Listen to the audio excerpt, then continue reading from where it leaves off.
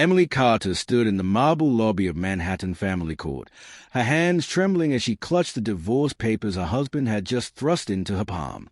The ink was still wet, her pregnant belly pressed against the fabric of a black dress, a constant reminder of the life growing inside her while everything around her crumbled into ash.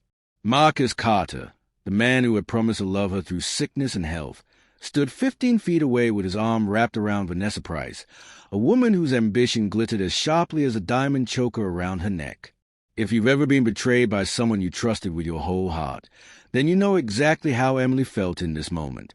Hit that subscribe button because the story of revenge, hidden power, and ultimate justice is just getting started. Emily's father had died only 3 weeks ago, and now her husband was walking away from her like she meant nothing at all.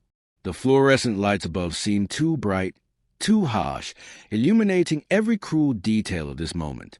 Other couples walked past them, some arguing, some crying, all of them wrapped up in their own personal tragedies.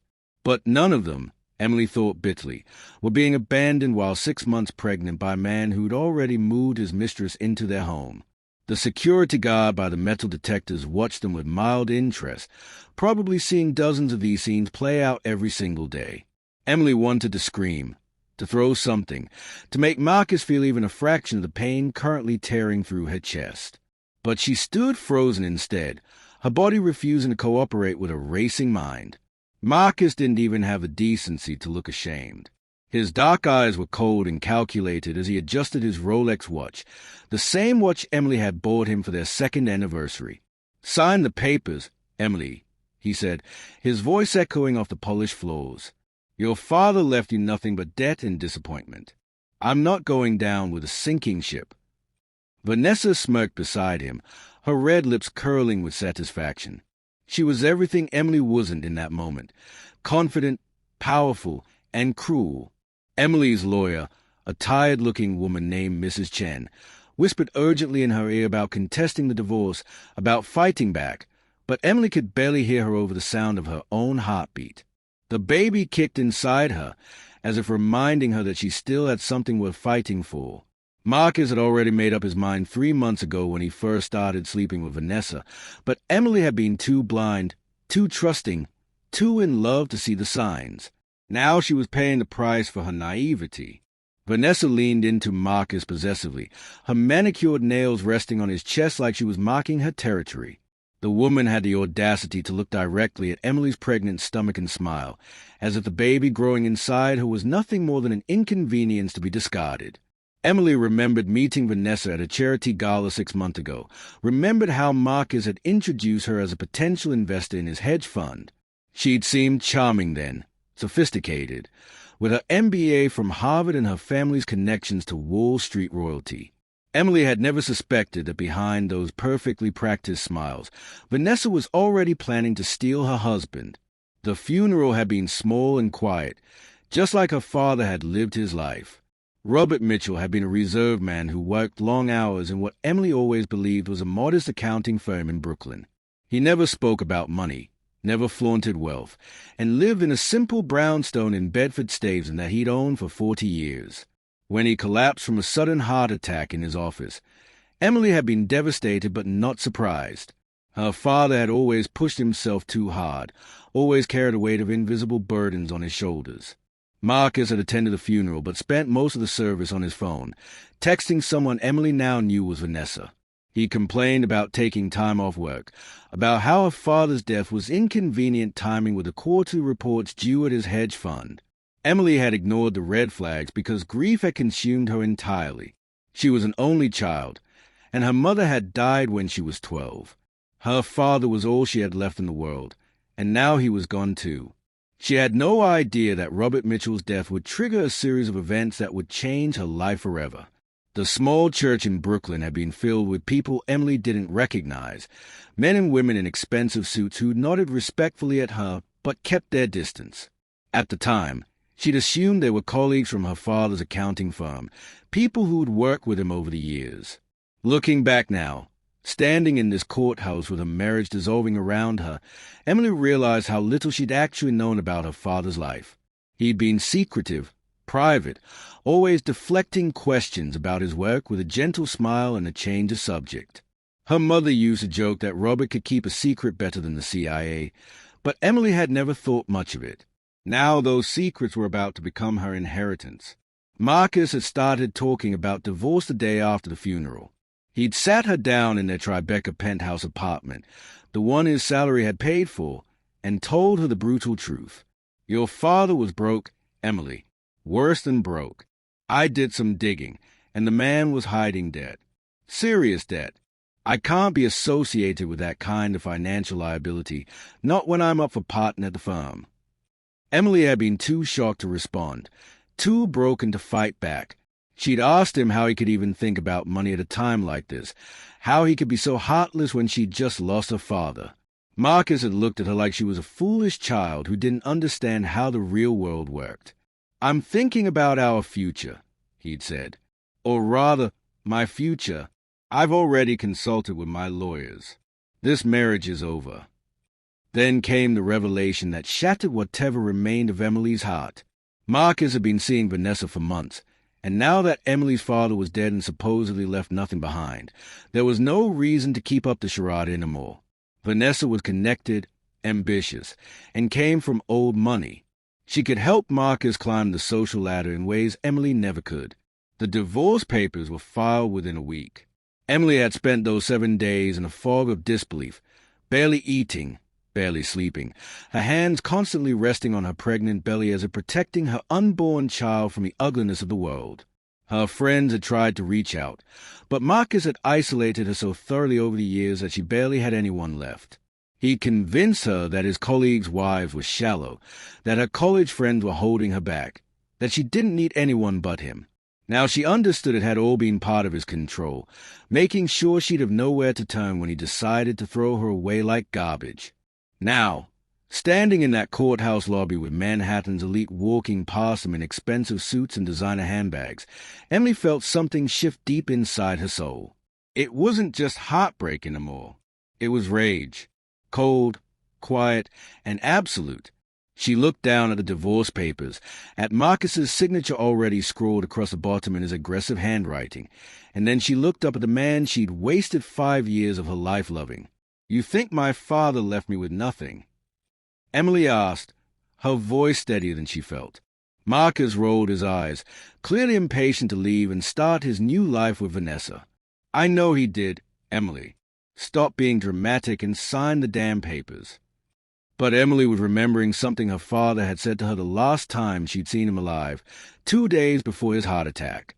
He'd held her hand across the dinner table in his modest kitchen and told her, Baby girl, if anything ever happens to me, go see my lawyer. His name is Theodore Hartwell. Promise me you'll go see him immediately. Don't wait. Don't let anyone stop you. Emily had promised, confused by the urgency in her father's eyes, but she'd been so consumed by grief and Marcus's betrayal that she'd completely forgotten. Until now. She looked at Marcus and Vanessa, at their smug faces and their certainty that they'd won, and she smiled for the first time in 3 weeks. I'll sign your papers, Marcus, she said quietly, and then you're going to regret every single choice you've made. The pen felt heavy in her hand as she signed her name, officially ending her marriage to a man who'd never deserved her in the first place. What Marcus didn't know, what nobody in Manhattan's elite social circle could possibly know, was that Emily's father hadn't left her with debt. He'd left her with power beyond imagination, and she was about to claim every single bit of it. Mrs. Chen watched the signature with sad eyes, probably assuming Emily was just another woman broken by Manhattan's brutal social machinery. Marcus snatched the papers from her hands the moment the ink dried, not even bothering to say goodbye or acknowledge the 5 years they'd spent together. Vanessa linked her arm through his, and they walked toward the exit, already laughing about something, already moving on as if Emily had never existed at all. If you want to see Marcus and Vanessa get exactly what they deserve, make sure you like this video and drop a comment telling me what you think Emily should do next. Next chapter is going to blow your mind, so don't go anywhere. Subscribe and hit that notification bell because this revenge story is just heating up. Theodore Hartwell's law office occupied the entire 52nd floor of a glass tower in Midtown Manhattan, the kind of building where security required 3 forms of identification and an appointment confirmed 48 hours in advance. Emily stood in the pristine lobby, her reflection staring back at her from polished marble walls, and wondered if she'd made a terrible mistake coming here. The receptionist, a young black woman with box braids and a designer suit, had looked at Emily's modest clothing and swollen belly with barely concealed skepticism when she'd announced herself as Robert Mitchell's daughter. "Mr. Hartwell doesn't typically see walk-ins," the receptionist had said, her fingers hovering over her computer keyboard. "And I don't see your name in his calendar." Emily had been about to leave, about to accept that maybe Marcus was right and her father really had left her with nothing, when she'd mentioned her father's name. The change in the receptionist's demeanor had been instantaneous and shocking. The woman's eyes had widened, her professional mask slipping for just a moment to reveal something that looked like recognition mixed with respect. Within 30 seconds, Emily was being escorted past mahogany doors and expensive artwork into a corner office with views that stretched across the entire Manhattan skyline. If this lawyer's office looked like this, Emily thought, then what secrets had her father been keeping all these years? The question terrified and thrilled her in equal measure. Theodore Hartwell was a distinguished man in his late 60s with silver hair and the kind of presence that commanded respect the moment he entered a room. He'd stood from behind his massive desk when Emily walked in, and for a brief, heartbreaking moment, she'd seen tears glisten in his eyes before he'd composed himself. "Emily," he'd said, his voice thick with emotion. "My God, you look just like your mother. Robert showed me pictures, but seeing you in person." He'd trailed off, gesturing for her to sit in one of the leather chairs that probably cost more than Emily's last 3 months of rent. "I'm so sorry for your loss. Your father was an extraordinary man, one of the finest men I've ever known." Emily had sat down carefully, her pregnant belly making even simple movements awkward, and tried to process the genuine grief in the stranger's voice. Theodore Hartwell hadn't just been her father's lawyer. He'd been his friend. Maybe his only real friend, Emily realized with a pang of sadness. Her father had lived such a solitary life, always working, always busy, never letting anyone get too close except for Emily herself. Now she was beginning to understand why. Theodore had poured her a glass of water from a crystal pitcher and settled into the chair across from her, his expression shifting from grief to something more businesslike. "Your father left very specific instructions about when and how you were to be informed of his estate," Theodore began carefully. "He made me promise to wait until certain legal proceedings were complete before revealing the full extent of his holdings." Emily's heart had started racing at the word estate. Marcus had been so certain her father was broke, had done research he claimed, had hired investigators to dig into Robert Mitchell's finances. "My husband said my father was in debt," Emily said quietly, watching Theodore's face for any sign of confirmation. "He said there was nothing left but problems and liabilities." Theodore's expression had darkened immediately, his jaw tightening with barely suppressed anger. "Your soon-to-be ex-husband is either a fool or a liar, Emily. Probably both." He'd stood up and walked to a wall safe hidden behind a painting of the Brooklyn Bridge, entering a code that made the heavy doors swing open with a soft click. Inside were dozens of files, each one labeled with codes Emily didn't understand. Theodore pulled out a thick folder marked with her father's name, and the words Mitchell Global Holdings, Confidential. He'd placed it on the desk between them like it was something sacred and dangerous all at once. "Your father, Robert Mitchell, was not an accountant in Brooklyn," Theodore said, his voice steady and serious. "That was his cover, his way of living quietly without attracting attention or putting you in danger. The truth is that your father controlled a global investment empire worth approximately $1.7 trillion. Emily had actually laughed at that moment, the sound bordering on hysterical. It was too absurd, too impossible to be real. But Theodore hadn't smiled. He'd simply opened the folder and started showing her documents, legal papers, corporate holdings, bank statements with numbers that made her dizzy. Her father had owned pieces of everything: tech companies, pharmaceutical giants, real estate developments across 6 continents, renewable energy firms, telecommunications networks, even entertainment studios. Your father believed that wealth without purpose was poison, Theodore explained, his voice taking on the quality of someone reciting a philosophy he'd heard many times before. He built his empire slowly over 40 years, always staying in the shadows, always working through shell corporations and trusted intermediaries. He never wanted the spotlight or the attention that comes with being publicly wealthy. He'd seen what it did to people, how it corrupted them, how it made them targets. So he lived modestly in Brooklyn, drove a 15-year-old Toyota, and let the world think he was just another middle-class black man working an ordinary job. Tears were streaming down Emily's face now, not from sadness, but from the overwhelming realization of how much her father had sacrificed to protect her. He'd lived small so she could be safe. He'd hidden his brilliance so she could have a normal childhood. Why didn't he tell me? Emily whispered, her voice breaking. Why did he let me think we were struggling? I remember him working double shifts. Remember him telling me we couldn't afford dance classes or summer camp. Theodore's own eyes were watering now. Because he loved you more than anything in this world, Emily. He knew that growing up with money would change you, would make you a target, would rob you of the chance to become who you really are without that weight on your shoulders. He wanted you to build your own strength, your own character, your own understanding of the world before you inherited his empire. Theodore pulled out another document, this one bearing Emily's name in bold letters across the top. Everything he built, every dollar, every asset, every share of every company, he left to you. You are now one of the wealthiest individuals on the planet, Emily, and your father's final wish was that you use this power to protect yourself and build something meaningful. Emily's hand shook as she held the documents that proved Theodore wasn't lying or crazy. Her father had been a secret trillionaire, had built an empire that touched nearly every industry in the global economy, and had done it all while living in a modest brownstone and taking the subway to work every day. The weight of it was crushing and liberating all at once. Marcus, Emily said suddenly, her mind snapping back to the man who'd just divorced her. He said he investigated my father's finances. He said he hired people to dig into the estate. Theodore's smile was sharp and dangerous. Your ex-husband hired a second-rate private investigator who found exactly what your father wanted people to find, a modest accountant's life with a small bank account and a house in Brooklyn.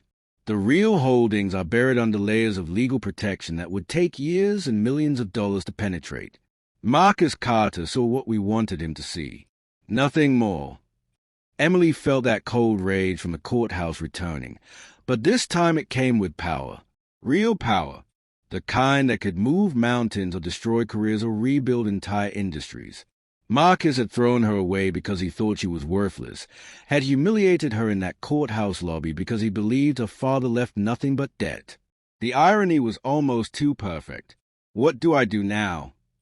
Emily asked, looking at Theodore with desperate eyes. How do I even begin to process this? Theodore leaned forward, his expression intense. First, we keep this quiet. Your father's enemies are numerous, and there are people who would kill to get their hands on even a fraction of this wealth. Second, we begin the process of transferring assets into your name through secure channels. And third, his smile turned predatory. You decide what you want to do about the people who betrayed you when they thought you had nothing. Emily thought about Marcus and Vanessa, probably celebrating their future together right now, probably toasting to getting rid of the pregnant burden that had been holding Marcus back. They had no idea what was coming for them. None at all. If this chapter gave you chills, smash that like button and comment karma if you think Marcus is about to get everything he deserves. Next chapter is where Emily starts making moves. And trust me, you do not want to miss what happens next. Subscribe now because this story is about to get even more intense. Emily Carter stood in front of the floor-to-ceiling windows of her father's private penthouse, a property she hadn't even known existed until 48 hours ago, and watched the sunset over Manhattan with a glass of sparkling water in her hand. The penthouse occupied the top 3 floors of a building in the financial district, worth an estimated $200 million, and it had been sitting empty since her father's death, maintained by a staff that had been paid through automated systems. The view was breathtaking, showing her the entire city spread out like a kingdom she was only now learning she had inherited. Behind her, Theodore Hartwell was going through more documents, more revelations about her father's empire, but Emily couldn't focus on the details anymore. Her mind was spinning with possibilities, with plans, with a cold calculation she'd never known she was capable of. The girl who'd signed those divorce papers 3 days ago felt like a stranger now, some naive version of herself that had died in that courthouse lobby. The woman standing here now was someone different entirely. Someone who understood that power wasn't just about money. It was about information, timing, and the willingness to use both without hesitation. If you're ready to see Emily become the queen she was always meant to be, drop a like on this video right now because what's about to happen will leave you speechless. Theodore had spent the last 2 days educating Emily on the scope of her father's holdings, and the more she learned, the more she understood why Robert Mitchell had lived the way he did. Her father hadn't just been wealthy, he'd been strategic. Every investment, every acquisition, every business decision had been calculated years in advance with precision that bordered on prescient. He'd bought into Tesla when everyone thought electric cars were a joke, had invested in pharmaceutical companies right before major drug approvals, had purchased property in neighborhoods years before they gentrified. Your father had a gift, Theodore had explained over breakfast that morning in the penthouse's private dining room. He could see patterns in the market that other people missed. He understood that real wealth wasn't about making money quickly. It was about positioning yourself to benefit from inevitable changes in technology, society, and human behavior.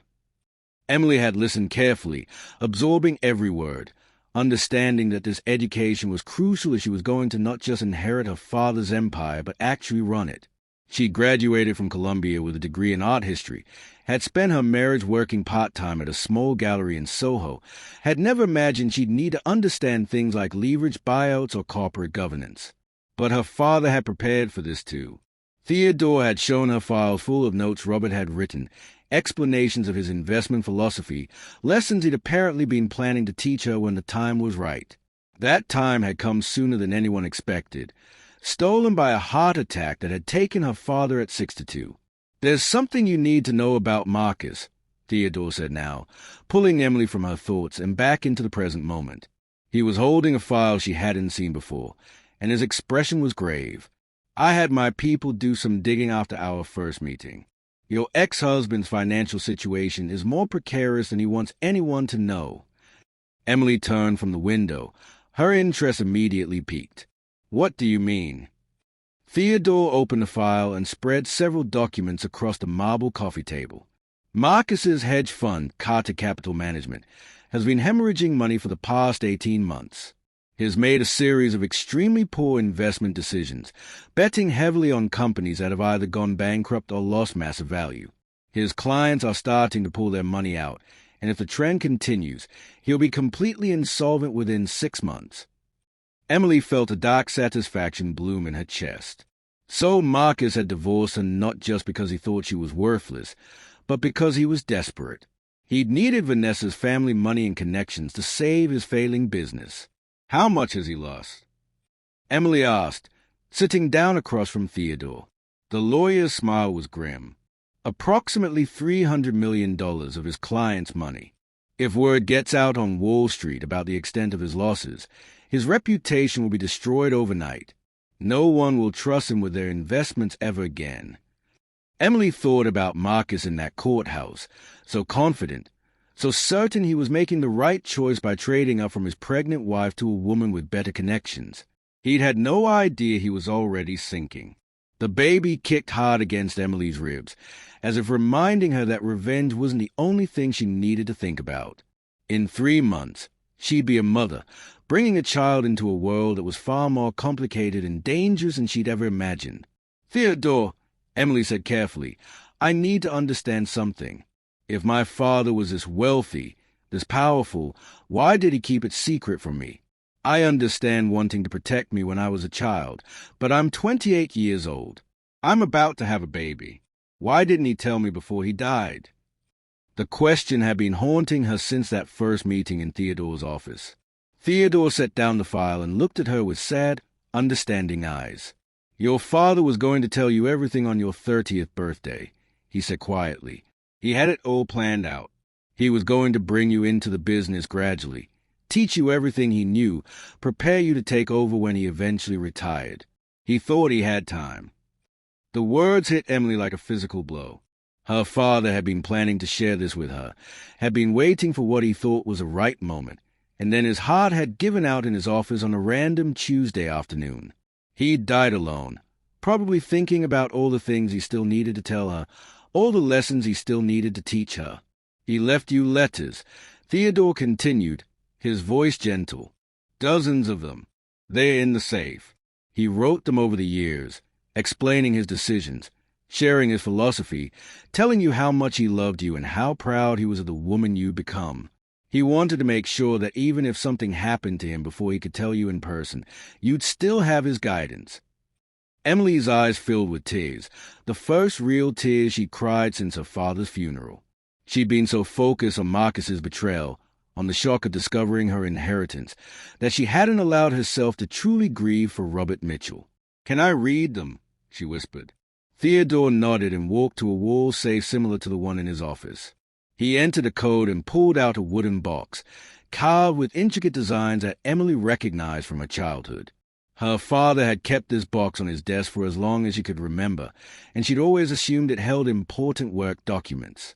Theodore placed the box in her hands, and Emily opened it with trembling fingers. Inside were letters, dozens of them, each one addressed to her in her father's careful handwriting. Some were marked with dates, others with instructions like "open when you're scared," or "open when you need strength," or "open when you become a mother." Emily pulled out the letter marked for new mothers and unfolded it carefully. "My dearest Emily," it began, "if you're reading this, then you're about to experience the greatest joy and terror of your life, bringing a child into this world. I remember the day you were born like it was yesterday.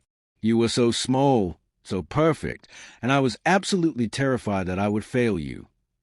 Emily read through tears as her father shared his fears about parenthood, his hopes for her future, his absolute certainty that she would be an amazing mother. At the end of the letter, he'd written something that made her heart break and heal at the same time. "You are stronger than you know, smarter than you believe, and loved more than you can imagine. Whatever challenges you face, remember that you carry your mother's grace and my determination. You were born to do extraordinary things. Emily, don't ever let anyone make you feel small." Emily clutched the letter to her chest and made a decision. She would honor her father's legacy by becoming the woman he believed she could be. And Marcus Carter was about to learn exactly what happened when you underestimated a Mitchell. Comment Queen Emily if you're ready to see her absolutely destroy Marcus in the next chapter.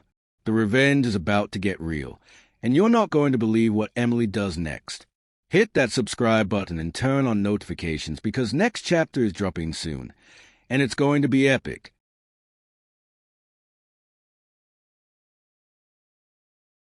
Marcus Carter's phone rang at 7 in the morning with a call from his biggest client, and the panic in the man's voice made Marcus's blood run cold before he'd even finished his first cup of coffee. "I want my money out," Richard Chen said without preamble, his tone sharp and unforgiving. "All of it. Today." Marcus sat up in bed, careful not to wake Vanessa, who was sleeping beside him in what used to be his and Emily's bedroom, and tried to keep his voice calm and professional. "Richard, we've been through this. The market is just experiencing a temporary correction. If you pull out now, you'll miss a recovery and lose even more money." But Richard wasn't having it. "I've been talking to other people. Marcus, word is getting around about your losses. I'm not the only one pulling out. Thompson called me yesterday saying it's done with Carter Capital. So did the Williamson Family Trust. I'm not going to be the last fool holding the bag when your fund collapses." The line went dead before Marcus could respond, and he stared at his phone in disbelief and rising terror. If you've ever watched someone's world start to crumble in real time, then you know the fear Marcus was feeling in this moment. Drop a like if you think he deserves everything that's coming to him, because Emily is just getting started with her revenge. Marcus had spent the last week celebrating his freedom from Emily, planning his future with Vanessa, and now everything he'd built was falling apart around him. Vanessa stirred beside him, her perfectly styled hair somehow still intact even after sleeping, and she looked at him with sleepy irritation. "Who calls this early?" she complained, reaching for her own phone on the nightstand. Marcus didn't answer because he was already scrolling through his emails, and what he saw made him want to throw up. 7 more clients had sent withdrawal requests overnight, all of them demanding their money back immediately, all of them citing concerns about his fund's performance. In total, he was looking at redemption requests for over $200 million, money he didn't have liquid because it was tied up in investments that had gone south. If he couldn't meet these redemptions, he'd be in breach of his fund agreements, and his clients could sue him into oblivion. "Marcus, what's wrong?" Vanessa asked, sitting up now and looking at him with growing concern. She was wearing one of his old Columbia T-shirts, the same shirt Emily used to sleep in, and the sight of it made him irrationally angry. Everything about his life felt wrong suddenly, like he'd made a series of catastrophic mistakes and was only now realizing the consequences. "Nothing," Marcus lied, forcing a smile. "Just some client management issues. Nothing I can't handle." But Vanessa wasn't stupid. She graduated top of her class at Harvard Business School and had been working in private equity before deciding to focus on charity work and social climbing. She took his phone from his hands and read through the emails, her expression darkening with each message. "Marcus," she said slowly, her voice taking on a cold edge he'd never heard before, "how bad are your losses? And don't lie to me." Marcus had been avoiding this conversation with Vanessa since they'd started their affair 6 months ago. She'd been attracted to his success, his confidence, his apparent mastery of the financial world. He positioned himself as a rising star on Wall Street, someone who was going to be managing billions within a few years, someone whose connections and intelligence made him untouchable. The truth was far less impressive. "It's not as bad as it looks," Marcus said, trying to take his phone back, but Vanessa held it out of reach. "I've had some unfortunate timing with a few investments, but the fundamentals are still sound. Once the market corrects, everything will bounce back." Vanessa's eyes narrowed dangerously. "Marcus, I know what redemption requests mean. If you can't pay these clients back, you're finished. My father always said that reputation is everything in finance, and once you lose it, you never get it back." She was looking at him differently now, like she was seeing him clearly for the first time, and didn't like what she was discovering. "How much have you actually lost?"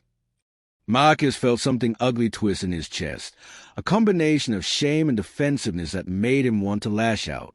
"About $300 million, he admitted, the words tasting like poison. "But it's not gone forever. These are paper losses. Vanessa, if I can just hold on for another quarter, maybe 2, the investments will recover and everything will be fine." Vanessa stared at him like he'd just told her he was bankrupt, which Marcus realized with growing horror he essentially was. $300 million, she repeated slowly. "You lost $300 million of other people's money, and you didn't think to mention this before I left my fiancé for you." The revelation that Vanessa had been engaged when they'd started their affair should have bothered Marcus more than it did, but he was too focused on the disgust in her voice to care. "You left your fiancé because you wanted to be with me," Marcus shot back, his pride wounded and his fear making him cruel. "Don't act like you made some huge sacrifice. You saw an opportunity, and you took it." Vanessa's laugh was harsh and ugly. "I saw what I thought was a successful hedge fund manager with a bright future," she corrected coldly. "What I actually got was a failed trader who's about to be the laughingstock of Wall Street. My father is going to be furious when he finds out about this." She was already getting out of bed, already pulling on her clothes with angry, jerky movements. Marcus watched her with a sinking feeling in his stomach. "What are you doing?" he asked, though he already knew the answer. "I'm going to stay at my parents' place for a few days," Vanessa said, not even looking at him. "I need to think about whether this relationship is really what I want. I didn't sign up to be associated with a failure. Marcus, I have my own reputation to think about."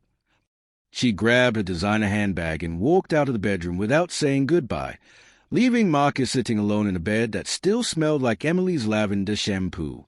The irony wasn't lost on him. He divorced his pregnant wife because he thought she was going to drag him down financially, and now the woman he'd left her for was abandoning him for exactly the same reason. Karma, it seemed, had a vicious sense of humor. Marcus spent the rest of the morning in his home office, desperately trying to figure out how to meet the redemption request without liquidating his positions at massive losses. The math didn't work no matter how he calculated it. If he sold his current holdings to raise cash, he'd realize losses that would effectively wipe out what remained of his fund. If he didn't sell, he'd be in breach of his agreements, and his clients could sue him personally. He was trapped, and the walls were closing in fast. His phone rang again, and this time it was his lawyer. "Marcus, we need to talk about your options," Stephen Goldman said, his voice grave. "I've been reviewing your fund documents, and if you can't meet these redemptions, you're looking at potential lawsuits from at least a dozen clients. Some of them have already called me asking about their legal options." Marcus leaned back in his chair and closed his eyes. "What are my options, Stephen?" The silence on the other end of the line was answer enough. "Realistically, you need to find a buyer for your fund, someone willing to take on the assets and the liabilities. Or you need a major cash infusion from an outside investor, someone willing to pump money into the fund to cover the redemptions while you work on recovering the losses." Stephen paused. "Or you declare bankruptcy and try to salvage what you can of your personal assets." The word bankruptcy hit Marcus like a punch to the gut. He'd spent his entire adult life building his career, his reputation, his image as a successful Wall Street player. The idea of declaring bankruptcy, of admitting failure so publicly, was unbearable. "There has to be another way," Marcus said desperately. "What if I could find an investor? Someone with deep pockets who believes in the fund's potential?" Stephen sighed. "Then you better find them fast, Marcus, because you've got about 72 hours before your clients start filing lawsuits. After that, it won't matter how much money you raise. No one invests in a fund that's being sued." Marcus hung up the phone and sat in the silence of his office, surrounded by the expensive furniture and the prestigious degrees on the wall and the photos of himself with important people. All of it was about to become worthless. His career was circling the drain. Vanessa was having second thoughts, and he'd thrown away his marriage to Emily for absolutely nothing. Emily.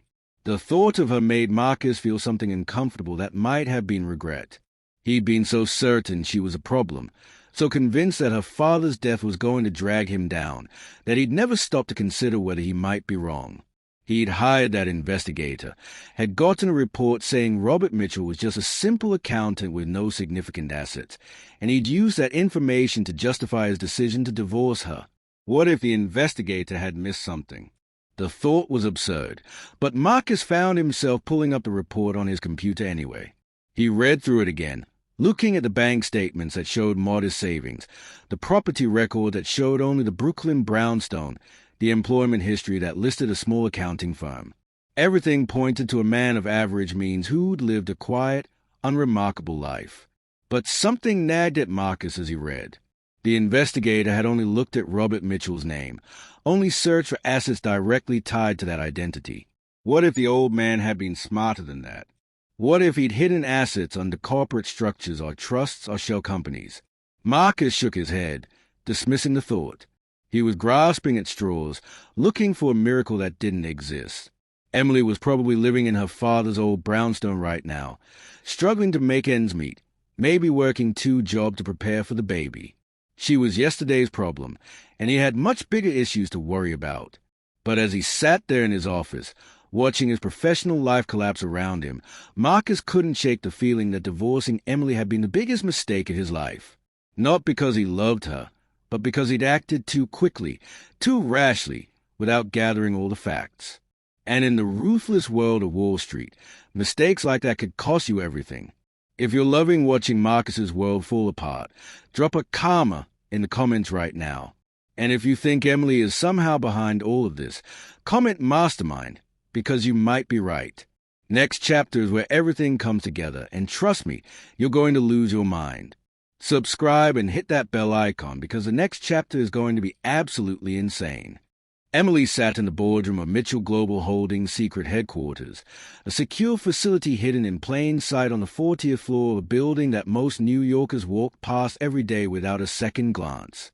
Around the table sat 12 of her father's most trusted advisors, men and women who had helped Robert Mitchell build his empire over 4 decades, and they were all looking at her with a mixture of curiosity and concern. Theodore Hartwell sat to her right, his presence reassuring as Emily prepared to speak at her first official board meeting. She was wearing a custom-tailored navy suit that had been delivered to the penthouse that morning, her pregnant belly accommodated by expert tailoring that somehow made her look powerful rather than vulnerable. If you're ready to see Emily step into her power and make the move that will destroy Marcus forever, hit that like button right now, because this is a moment everything changes. Emily had spent the last week learning everything she could about her father's business, studying financial reports until 3 a.m, asking Theodore 1,000 questions, and preparing for this exact moment. She was terrified and exhilarated in equal measure, but she refused to let these people see her fear. Her father had trusted them to help build his empire, and now she needed to trust them to help her wield the power she'd inherited. "Ladies and gentlemen," Emily began, her voice steady despite the nerves churning in her stomach, "I know my father's death came as a shock to all of you, just as it did to me. I also know that some of you are wondering whether I am capable of filling his shoes." She paused, making eye contact with each person around the table. "The truth is, I don't know if I can be the leader my father was. But I do know that I'm committed to learning, to honoring his legacy, and to using the resources he left me to do something meaningful." There were nods around the table, cautious but not hostile. A woman named Patricia Williams, who'd been her father's chief financial officer for 20 years, spoke up first. "Emily, we all loved and respected your father deeply. He was brilliant, strategic, and above all, he was ethical. He built this empire without cutting corners or destroying lives. That's rare in our world." Patricia leaned forward, her dark eyes serious and assessing. "The question we all have is whether you share those same values, or whether you're going to come in here and change everything your father built." Emily appreciated the directness. These people didn't have time for corporate platitudes or empty promises. They needed to know who she really was and what she stood for. "My father taught me that wealth without purpose is poison," Emily said, remembering Theodore's words from days earlier. "I'm not interested in accumulating money just to have it. I'm interested in using the power my father left me to protect the people I love, and to hold accountable the people who thought they could hurt me without consequences." She let that sink in before continuing. "Which brings me to why I called this meeting today. I have a situation that requires the full resources of this organization, and I need your help to handle it correctly." Emily pulled up a presentation on the large screen at the end of the boardroom, and Marcus Carter's face appeared alongside financial charts showing his fund's catastrophic performance over the past 18 months. "This is Marcus Carter, my ex-husband. He divorced me 2 weeks ago while I was 6 months pregnant because he believed my father left me nothing but debt. He is now engaged to a woman named Vanessa Price, whose family has significant connections on Wall Street." Emily clicked to the next slide, which showed Marcus's hedge fund holdings and his clients' redemption requests. Marcus's fund, Carter Capital Management, is currently in a death spiral. He has lost over $300 million of his clients' money, and redemption requests are pouring in. Within 72 hours, he'll be facing multiple lawsuits and potentially bankruptcy. She turned to face the board members, her expression cold and determined. "Here's what I want to know. Do we have any positions in companies or investments that Marcus's fund is currently holding?"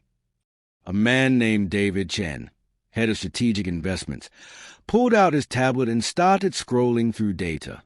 "Let me check our holdings against his public filings," he muttered, his fingers moving rapidly across the screen.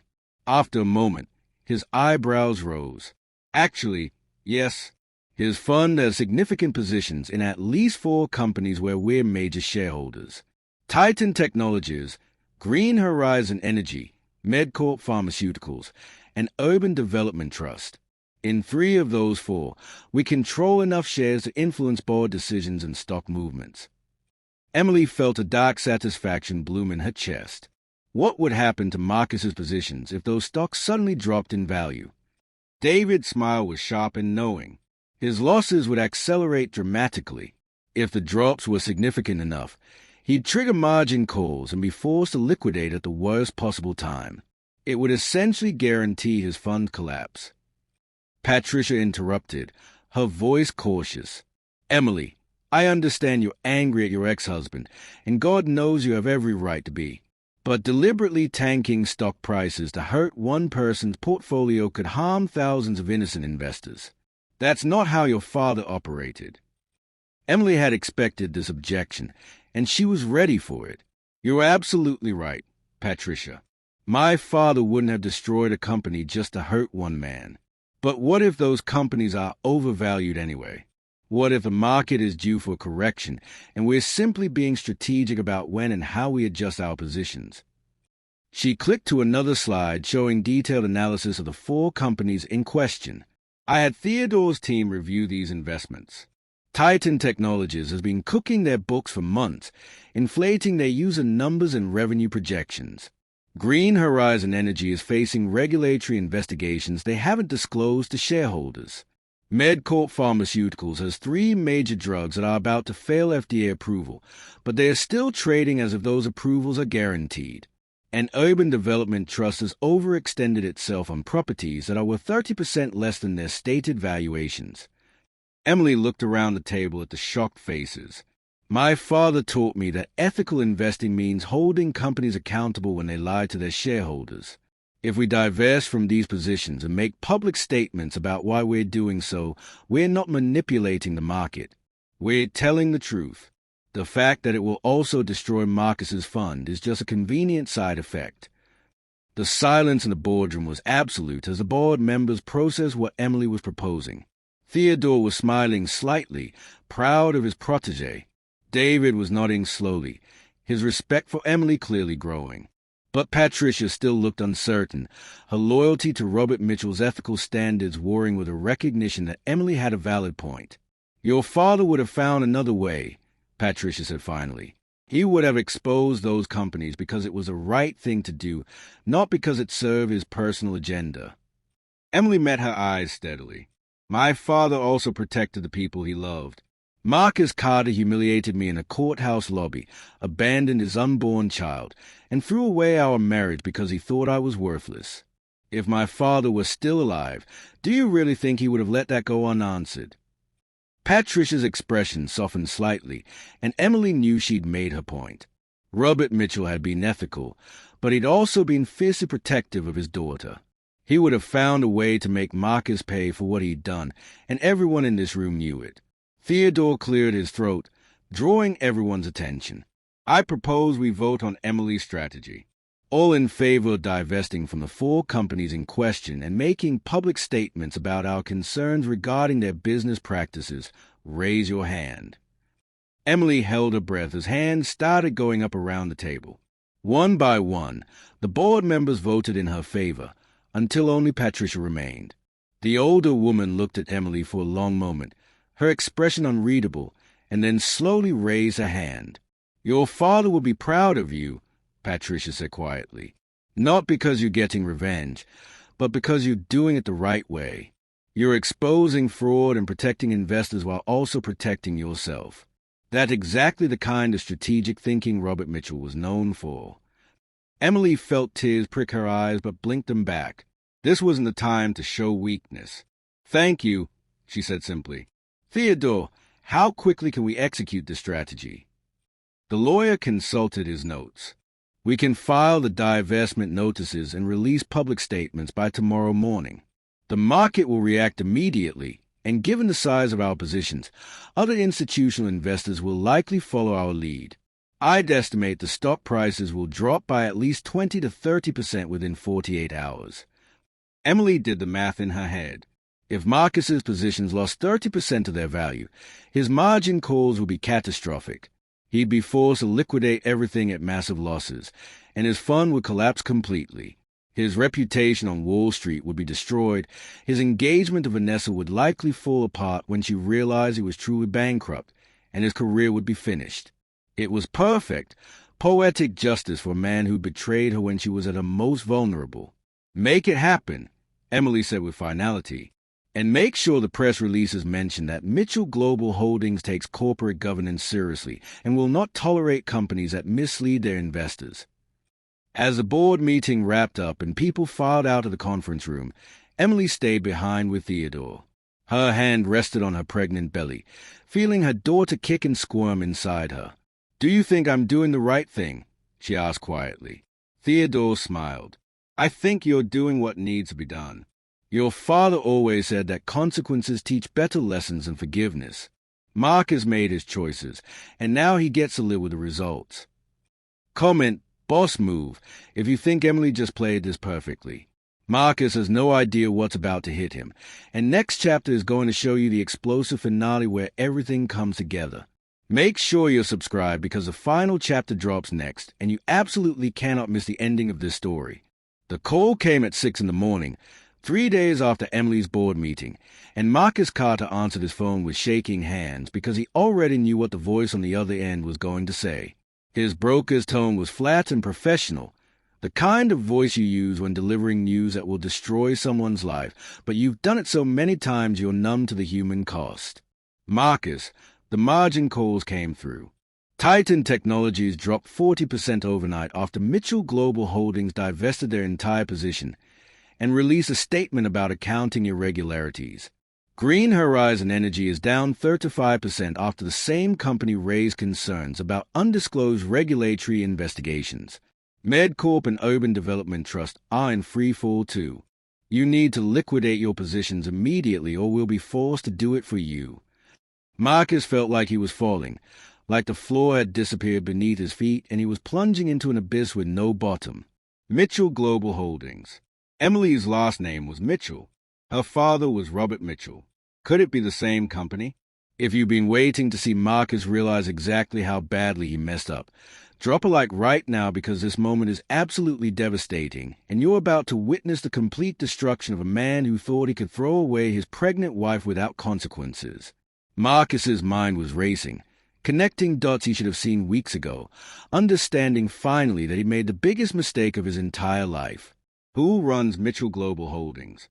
Marcus asked, his voice barely above a whisper. The broker paused, clearly confused by the question. "I don't know, man.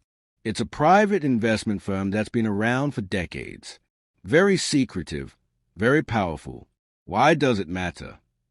Marcus hung up without answering and immediately pulled up everything he could find about Mitchell Global Holdings on his computer. There wasn't much public information, just vague references to a global investment empire with holdings in hundreds of companies across every major industry. The firm had never had a public face, had never granted interviews, had operated in the shadows for over 40 years while accumulating unimaginable wealth and influence. And then Marcus found it, buried in a press release from 3 weeks ago that he completely missed because he'd been too busy celebrating his divorce and planning his future with Vanessa. Mitchell Global Holdings mourns the loss of founder and CEO Robert Mitchell, who passed away suddenly at age 62. Mr. Mitchell is survived by his daughter, Emily Mitchell Carter. Marcus stared at the words on his screen, reading them over and over, unable to process what they meant. Emily's father hadn't been a broke accountant drowning in debt. He'd been a secret trillionaire who built one of the most powerful investment empires in the world. And Marcus had divorced his daughter, had humiliated her in a courthouse lobby, had abandoned her while she was pregnant with his child, all because he'd been too stupid and too arrogant to do proper due diligence. The investigator he'd hired had been looking for Robert Mitchell's personal assets, not corporate holdings hidden behind layers of legal structures. It was a kind of amateur mistake that Marcus would have mocked if anyone else had made it. Now that mistake had cost him everything. His phone rang again, and this time it was Vanessa.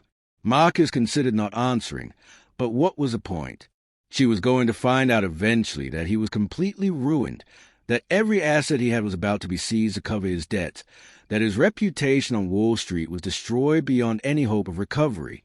"Marcus, my father just called me," Vanessa said without greeting, her voice cold and distant. "He said Mitchell Global Holdings released statements about 4 companies that your fund was heavily invested in. He said you're finished." Please tell me he's wrong."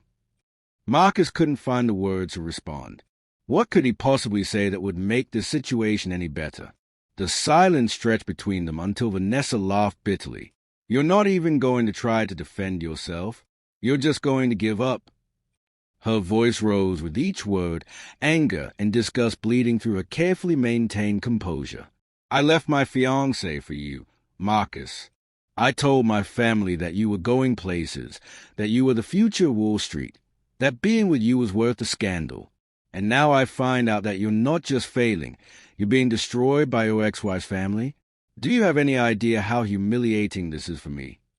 The irony of Vanessa complaining about humiliation when she'd helped Marcus humiliate Emily just weeks ago wasn't lost on him, but Marcus was too broken to point it out. "I didn't know," Marcus said finally, his voice hollow. "I didn't know who her father really was. The investigation I ran showed he was nobody, just a regular guy with a regular job. How was I supposed to know he was hiding a $1 trillion empire?" Vanessa's laugh was harsh and cruel. Maybe by not being an idiot?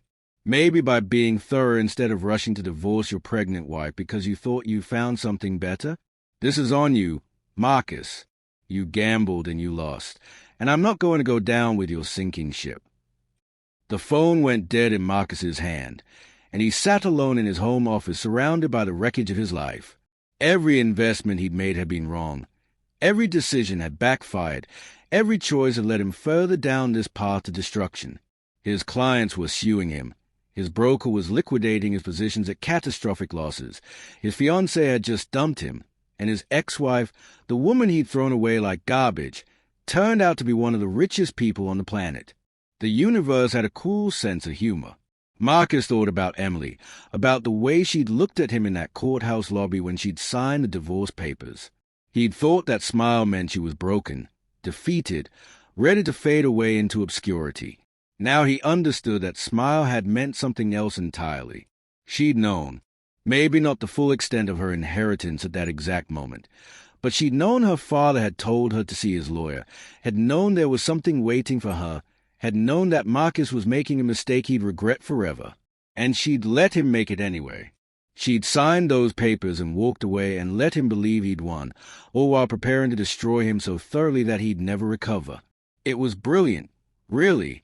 Emily had played him perfectly, had used his own arrogance and greed against him, had waited until he was already drowning before pushing his head under the water one final time.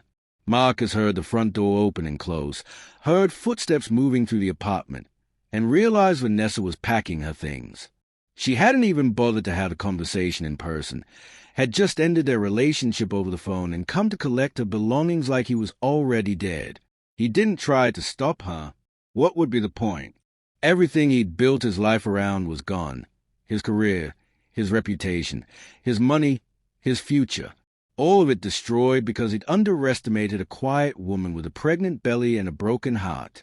3 months later, Emily stood in the nursery of her father's Brooklyn brownstone, the house she'd grown up in and that now felt like home in a way the Tribeca penthouse never had.